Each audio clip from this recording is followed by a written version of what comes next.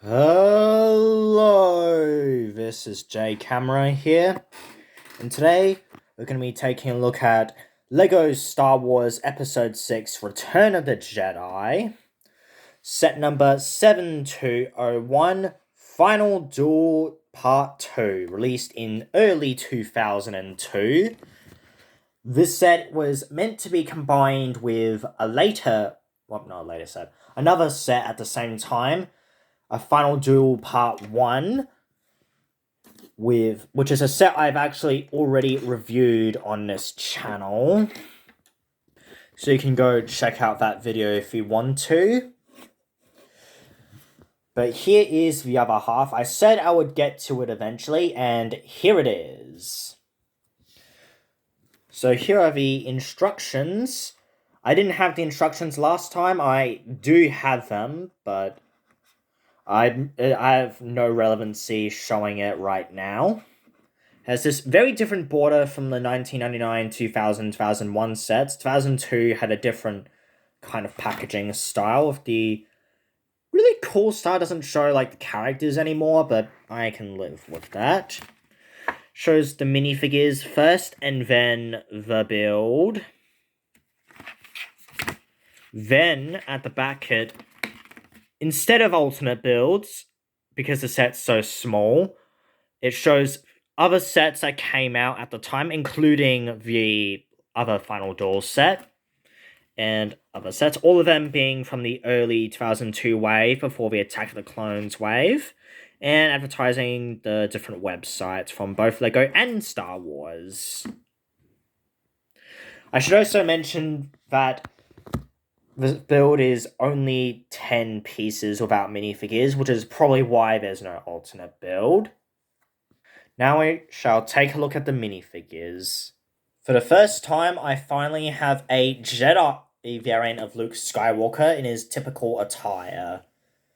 I should compare this one to the Endor variant of Luke, that you could say is like Return of the Jedi, but when we go by Return of the Jedi, we mean the more typical outfit, the all-black outfit. You can tell that these are a little bit different in figures. Have the same lightsabers, same legs, same hands, but the torso is different. The Endor variant's wearing a dark grey pouch to like camouflage with the forests and jungles and all that.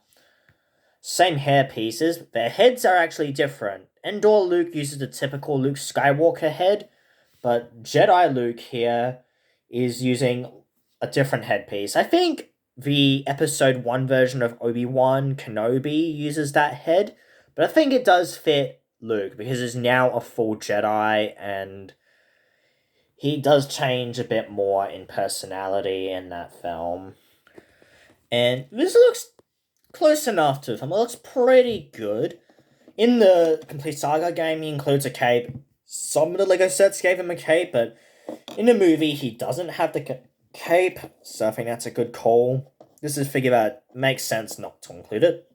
He has a black hand and a flesh hand, which is accurate to the film, because his hand was cut off in Empire, so he got a robotic replacement and a glove for it. He has no back printing on the torso or head. And he uses the typical male hairpiece from the old days of LEGO. And this is a very common hairpiece. And if I'm correct, this is the most common version of Luke Skywalker. He also appeared in Desert Skiff, Jabba's Palace. He appeared in a minifigure pack in 2000. And of course, he comes with the chrome hilt lightsaber accessory, and it's in green. Next up, we have the classic throwaway enemy, the Stormtrooper, who comes with a blaster. The first time I've actually had that, besides the Scout Troopers, but even though it was just a microphone and part of the vehicle, didn't have a stud at the end of it, and yeah, I don't know if that necessarily counts, but the first one unquestionably counts. Anyway, this figure actually has back printing, which is accurate to the Stormtroopers. Interesting that the character that's just an enemy gets it, but still cool nonetheless. And underneath this helmet is just a plain yellow head, a little disturbing in context of the Lego world. Out of context, it's fine. They could have had just any old head in here, but I don't know, they decided to put this in here. I really don't know why. Maybe to scare kids, I don't know. They are the bad guys, so it makes sense. And for 2001, which it first came out in, this was pretty good. This figure appears in less than a handful of sets. He appears in this set, the TIE Fighter set, the Ewok Attack set, which was also advertised in the same wave, and the Big Cloud City set. And I'm glad that this is the first time I'm getting one of these. I wish there were more sets that included these guys, or within the sets there was more of them, but I'll take what we can get. Next up is the Imperial Officer, and I apologize for turning on the lights, it was a bit hard to see this figure without it, because it blends too well into my background, but this is actually the only time this figure appears in a set, to my surprise. This is like another throwaway enemy type, and surprisingly, it's the only one. Yeah, this is exclusive. He has no head or back printing. He has a basic little head like the Royal Guard figure, which is funny. This dopey little guy is evil, which is funny to me. He was missing some printies, so I had to customize a little bit of the torso, just only the badge part, but still. Very simple figure. Novel that this is our first Imperial Officer, definitely outclassed by modern ones, but it's good to have this in a collection. And here is the 10-piece build. It doesn't say anywhere, but I counted myself. There's only 10 pieces. In fact, let me just show you. 1, 2, 3, 4, 5, 6, 7. There's a 1x4 black plate here, which is 8, and then 9 of this tile here, and this archway is piece number 10. This is meant to be like on Endor when Luke is coming to turn himself in, and then Darth Vader has the little talk with him before they go and face the Emperor. That's what this scene is supposed to be. Stormtrooper, I think, is just there for army building because we need more of them, and I agree. Imperial Officer was also in a scene, it's handing Darth Vader the lightsaber, he only brought this with him and all that. And because we need these in a set, and I guess they had no other way of incorporating them, because we didn't get our first Death Star until 2008, or Imperial Star Destroyer. We got that as a UCS, I think, but we didn't get one with any minifigures or anything like that. And this does include room for a few figures. You could even have a minifigure going up here, maybe Luke or something is trying to surprise one of these guys, maybe jump attack them or something.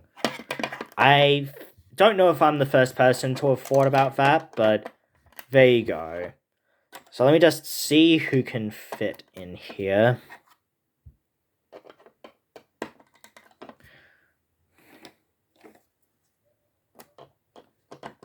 You can have about 4 minifigures here, which is pretty good.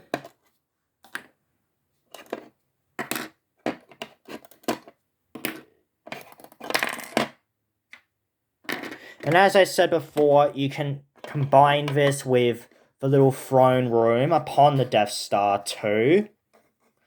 And then you can have the different figures recreating various scenes. If I can put Palpatine in the damn chair. Never mind, he doesn't have to be in the chair. He can just be standing there. And then we have Vader. If I can stand everyone up, that would be nice. Yeah, we can just have these two maybe watching in the background or something. And then you have the actual door here. And yeah, that's all I've got to say about this set.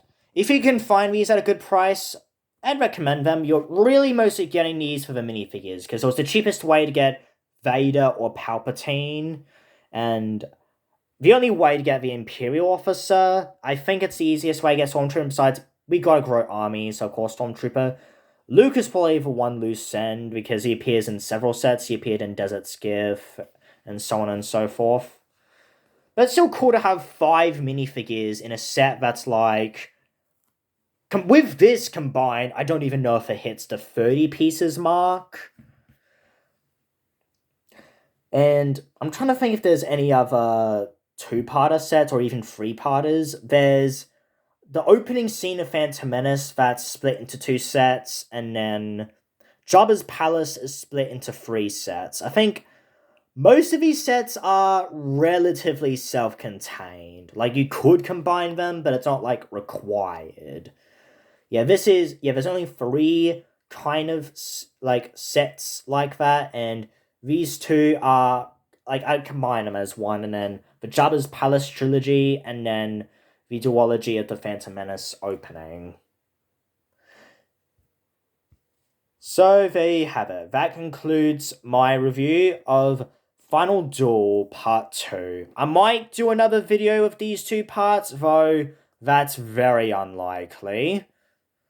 But regardless, hope you all enjoyed this video, and I'll see you all in the next review.